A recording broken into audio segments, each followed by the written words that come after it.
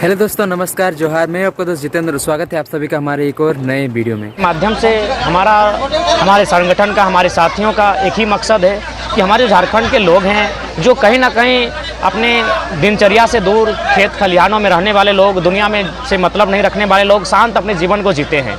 इसके परिणाम स्वरूप चूँकि शांत रहने वाले लोग ये हक अधिकार से बहुत कोसों दूर रहते हैं, इन्हें दुनिया से मतलब नहीं रहता है और लोगों ने इनका जो भोलापन है उसका लाभ उठाते हुए सरकार ने, यहाँ की सरकारों ने ऐसे कानून बनाए हैं। उदाहरण के लिए लैंड पूल बिल, पूर्ववर्ती सरकार में CNT छेड़छाड़, SPT छेड़छाड़, तो ऐसे कानून का प्रावधान ये करने लगे जो लगातार यहाँ के लोगों के हित में नहीं बल्कि अहित में बनने लगे। उसी कारण आज आवश्यकता हो गई है कि झारखंड के सोए लोगों को, क्योंकि ये जंगल पर्वत वनों में रहने वाले, सभ्यता से एक अलग सभ्यता को जीने वाले लोग, शहरों से दूर कट कर गाँव में रहने वाले लोग अपने हक अधिकार को खोने लगे हैं। उन्हें जनाने के लिए वे अपने हक अधिकार को जाने, समझे, आंदोलन करें और अपने हक अधिकार को हासिल करें। उसी के लिए हम लोग आज ये जन जागरण के माध्यम से जनसभा का आयोजन किए थे। कुछ लोग इसके राजनीतिक पार्टी बनाने की तैयारी में जुटे हुए हैं। देखिए, हमने तो पहले ही स्पष्ट कहा है कि भारत एक लोकतांत्रिक देश है। अगर कोई पार्टी बनाता है तो हमें उससे कोई आपत्ति नहीं है, लेकिन जहाँ तक हमारे सभा और आंदोलन की बात है, हम लोग शुद्ध रूप से आंदोलन कर रहे हैं, अपने लोगों को जागरण के माध्यम से जगाने का काम कर रहे हैं, उन्हें उनका हक अधिकार बता रहे हैं, CNT के कानून क्या है वे बता रहे हैं, हमारे साथ अन्याय क्या हुआ है, भूमि अधिग्रहण क्या है, कि किस प्रकार वनों को छीना गया है। हम अपने लोगों को उनके दर्द, उनकी पीड़ा से अवगत करा रहे हैं, उन्हें एकजुट करने का प्रयास कर रहे हैं कि एक दिन रोज लड़ने से अच्छा है एक दिन एकजुटता के साथ लड़ें और अपने हक अधिकार के लिए अपने प्राणों की भी अगर आहुति देनी पड़े तो देना स्वीकार करेंगे। जहाँ तक राजनीतिक का सवाल है, बिल्कुल नहीं है। ये आंदोलन क्रांति के तौर पर शुरुआत हुआ था और आज ये मूलतः ये क्रांतिकारी का ही आंदोलन है। इसको लागू करने के लिए बहुत सारी अड़चनें आ रही है, कभी कानून का दुहाई दिया जा रहा है, कभी कोर्ट की दुहाई दी जा रही है। देखिए, मसला यही है कि झारखंड अलग होने के बावजूद भी झारखंड के लोग एक चारागाह की तरह झारखंड रहा है।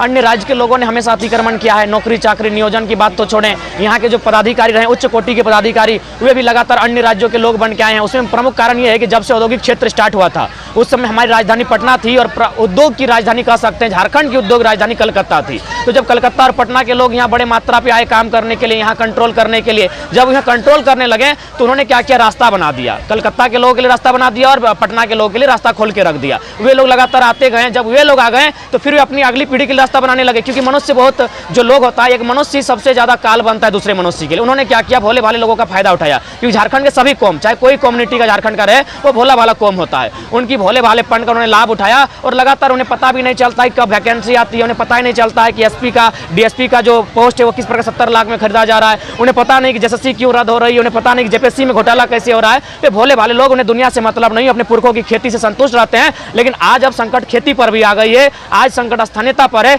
इसलिए झारखंडी को लड़ना होगा। और नहीं तो फ्यूचर जो कभी हाल मंडेला के देश में मंडेला के लोगों का था, मार्टिन लूथर किंग के देश में मार्टिन लूथर किंग के लोगों का था, जो कार्ल मार्क्स के देश में उनके लोगों का था, वही हाल झारखंड में आने वाले दिन झारखंडी का होगा। वो दिन ना आए, इसीलिए लड़ना होगा। हम किसी को भगाने की बात नहीं कर रहे हैं, हम किसी को हटाने की बात नहीं कर रहे हैं, हम खुद को बचाने की बात कर रहे हैं, क्योंकि ये मेरा मौलिक अधिकार है। राज्यों की अपनी अपनी परिभाषा है, राज्यों की अपनी अपनी सीमा है। मैं अपनी सीमा में, हम अपनी सीमा में सुरक्षित रहना चाहते हैं, जहां कोई अतिक्रमण ना हो। और अगर कोई आए तो संवैधानिक रास्ते से आए, IAS IPS बन के आए, वो JRF करके आए, वो कोई मैनेजर बन के आए, वो DRM बन के, हम विरोध नहीं करते हैं। लेकिन अगर फर्जी सर्टिफिकेट बना के टीचर बनेगा, रामगढ़ की घटना पेपर में पढ़ रहे थे, 2 टीचर वहां फर्जी सर्टिफिकेट बना के हैं। तो कई लोग ऐसे हैं जो दोनों राज्यों में नौकरी करते हैं, बड़ा बेटा वहां करता है, छोटा बेटा यहाँ करता है, वो बेईमानी है, अनैतिक है, असंवैधानिक है, गैर कानूनी है। हम लोग उसका विरोध करते हैं।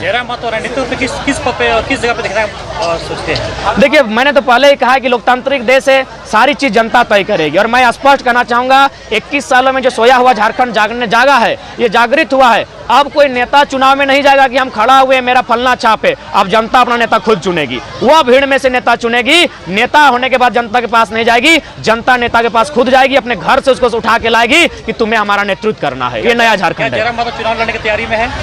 मैं चुनाव लड़ने की नहीं, लेकिन छात्रों को लड़ाने की तैयारी में हूं। असम के तर्ज पर, असम में जो 1985 में एक सरकार बनी थी, जिसे टाइटल मिला था युवाओं की सरकार, किसी ने कहा था छात्रों की सरकार और किसी ने कहा था कुमारों की सरकार। मैं इस तैयारी में हूं कि मेरे यूथ जिनका शोषण हो रहा है, ये पढ़े लिखे MA BA करके 10 साल प्रैक्टिस कर रहे हैं, 10 साल और जाके पटना में, राजस्थान कोटा में तैयारी करते हैं, गांव आने के बाद कुछ दिन खेती करते हैं और फिर गुजरात सूरत चले जाते हैं। उस दर्द को मैंने देखा है, उस दर्द को मैंने अनुभव किया है। मेरी लड़ाई है स्टूडेंट आगे आए, राज की बागडोर संभाले और उन सत्ता के भेड़ियों को बाहर करे जो पूंजीवादी अर्थव्यवस्था में राज को निगलने का काम कर रहे हैं। यहाँ के बन, यहाँ यहाँ की संपदा, यहाँ की संस्कृति, यहाँ की भाषा को निकलने का काम कर रहे हैं, उन्हें राज्य से बाहर करें। अगर आपकी बातों को नहीं मानती तो आगे क्या रणनीति होगी? आगे अगर हमारी बातों को नहीं मानती है तो हम लोग की रणनीति व्यापक होगी। इसके लिए हमारी टीम लगातार मंथन कर रही है, चर्चा कर रही है, परिचर्चा कर रही है। जो पुराने आंदोलनकारी है उनसे मिल रही है, उन्होंने कैसे आंदोलन को तय किया था, जो अन्य राज्यों के आंदोलनकारी है उनसे मिल रही है, उनके आइडियोलॉजी को पढ़ रही है, स्टडी कर रही है। उसी को अनुरूप हम लोग आंदोलन की तैयारी करेंगे। जयराम जी, आपके स्थानीय नीति को लेकर के जो आप आंदोलन कर रहे हैं, इस आंदोलन के बाद आप औद्योगिक नीति को भी आप इसके आड़े लिए हुए हैं, तो क्या आपके इस आंदोलन से औद्योगिक नीति राज्य की प्रभावित नहीं होगी? देखिए, मेरा सीधा सा कहना है, औद्योगिक नीति बहुत जरूरी है। आप देखिए चांडिल पंचायत, चूंकि मैं धनबाद की बात करता हूँ, पंचायत डैम की घटना बताता हूँ, ऑन द पेपर बताता हूँ। बुधनी मंझाइन नामक एक महिला थी जिसके समाज का लगभग बहुत सारा एकड़ों में जमीन गया था। पंडित जवाहरलाल नेहरू आते हैं, पंडित जवाहरलाल नेहरू उनको लेकर फीता कटवाते हैं, बस एक सांत्वना देते हैं। आज बुधनी का परिवार है, उनका समाज आज भी है, उनके वंशज आज भी हैं, लेकिन दुख की बात है उनका वंशज पत्ता बेच रहा है। जिनका एक फूटी कोड़ी नहीं गया है, एक ढेला जमीन नहीं गया, एक बित्ता जमीन नहीं गया है, वे अरबपति बन गए। इसलिए औद्योगिक नीति खतियान आधारित यहाँ के जो मूल निवासी हैं उनके आधार पर तय होना चाहिए। वोटर आईडी को बंद कराने की बात करते हैं, तो आगामी चुनाव जो 2 साल बाद होने वाला है, तो क्या उस समय भी वोटर कार्ड को इस तरह का जो फर्जी वोटर कार्ड बताया जा रहा है बंद करने की पहल किया जाएगा? बिल्कुल पहल किया जाएगा। मैं तमाम साथियों से, चाहे वो 11 सदस्य हों, 21 सदस्य हों, प्रत्येक पंचायत से मैं यूथ को संदेश दूंगा, और मैं अपनी समिति के माध्यम से यूथ को संदेश दूंगा कि आप लोग 11-21 एक टीम बनाएं और उपायुक्त महोदय को आवेदन दें, जिसमें आप 2-4 संलग्न हमारे पास है, प्रमाण है। 2 राज्यों में एक ही आदमी है जिसका 7 को वोटर आईडी बोकारो में, तो हमारे पास ऐसे प्रमाण है। उन प्रमाणों को संलग्न करते उपायुक्त महोदय को आवेदन देंगे कि आप इस विषय, ये गंभीर विषय है, ये बहुत ही माने गंभीर विषय है। देख सकते हैं सामने एक व्यक्ति का 7 जगह से वोटर आईडी है, ये कोई हम लोग फेंका फेंकी वाली बात नहीं करते, आप देख सकते हैं। तो ऐसे एक नहीं लाखों उदाहरण हमारे झारखंड में है, जो हमारे झारखंड की आस्थानीयता को यही लोग मैंने डेमोरलाइज करके रखे हैं। चूंकि वोट, लोकतंत्र में वोट का बहुत पावर होता है। आप खाना मत दीजिए, आप पढ़ने मत दीजिए, लेकिन वोट का अधिकार बहुत मायने होता है। इसलिए हम लोग उपायुक्त महोदय का आवेदन कहेंगे कि हमें पूरा यकीन है कि हमारे क्षेत्रों में बहुत सारे अवैध वोटर आईडी हैं, इनको निरस्त किया जाए। हम हमेशा से सुनते आ रहे कि भारत एक लोकतांत्रिक देश है, लेकिन जब झारखंड में लोगों की मांग उमड़ पड़ी है 1932 का ध्यान को लेकर के, औद्योगिक नीति को लेकर के, स्थानीय नीति को लेकर के, लेकिन अभी भी उस पर कोई मतलब। देखिए, इसका पहला कारण यही है कि झारखंड के लोग हमेशा भोले भाले रहे हैं। आज अगर आप थोड़ा सा हम इस पर बात करना चाहेंगे किस प्रकार यहाँ के लोगों के साथ साजिश हो रहा है, आज मैं थोड़ा सा नक्सलवादी पे चर्चा करना चाहूंगा। 99% झारखंडी है। क्यों है? क्योंकि अशिक्षा है, वो जल जमीन जंगल से बेघर है। उनके पास जो टीचर पढ़ाने के लिए जाते हैं उनकी भाषा नहीं जानते, उनकी भावनाओं को नहीं समझते हैं, तो वे समझ नहीं पाते हैं। तो सरकार को तो पहला फैसिलिटी करना चाहिए था कि उनको उनकी भाषा में पढ़ाया जाए।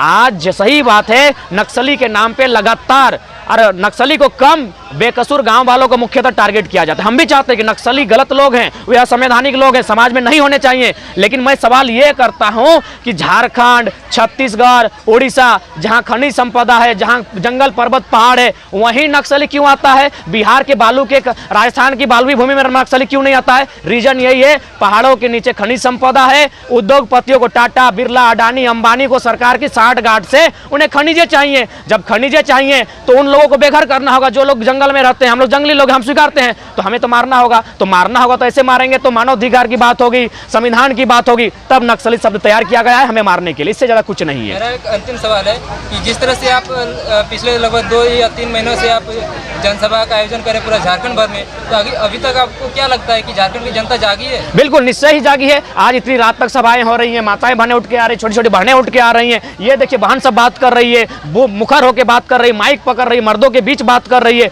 जागी है, निसंदेह जागी है। और जागी कैसे नहीं है जितेंद्र बाबू? जागी है जो बच्चे मैंने इंस्टा में प्रेम के गीत गाते थे, वो 1932 का खतियान ने स्टेटस लगा रहे, जागे तो हैं। जो अपचा खपचा कटिंग कटाते थे, वो 1932 कटाए। दादा किधर है? उनको थोड़ा आइए, किधर है दादा? तो भैया, परिवर्तन आया है, परिवर्तन आने वाले दिनों में आएगा। हम यही चाहेंगे कि झारखंड को डिस्टर्ब ना किया जाए। हम भी चाहते हैं झारखंड में अपराध ना हो, झारखंड में कोई एक भी नक्सली ना हो, लेकिन उसके लिए आपको चाहिए कि जिनका जमीन गया है उनको उद्योग नीति का लाभ मिले, उनको विस्थापन नीति का लाभ मिले, उन्हें नियोजन में पहला अधिकार मिले। मैं दावा करता हूं कि झारखंड के लोग कभी गलत नहीं कर सकते हैं, कभी ये हथियार नहीं उठा सकते हैं। निसंदेह वो हथियार जिनके लिए सरकार कानून बनाती है, वो हथियार खुद ही नहीं उठाएंगे अगर उनके हाथों में कलम दी जाए तो। ये दौर कलम का है, ये दौर हथियार उठाकर अपराधी बनने का नहीं, ये दौर कलम उठा के कलाम बनने का है। हर झारखंडी कलाम बनेगा, आप कलम मुहैया कराइए तो। जय झारखंड।